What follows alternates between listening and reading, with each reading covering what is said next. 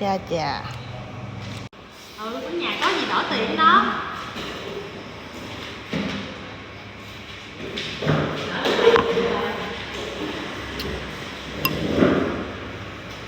Cái thau này nó nóng nóng nha. Còn nó chưa có đá. Nó thiếu sữa lắm không? Nó thiếu sữa. Cái ly hôm qua đúng ngon luôn. Cái ly hôm qua đúng ngon luôn.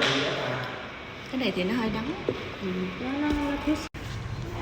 Cái gương này vô chụp hình check in cũng được ha. Kéo dài chân.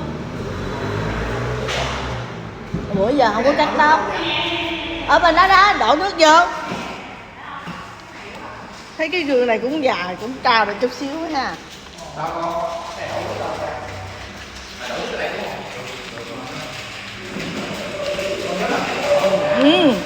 Cái đèn này đẹp á.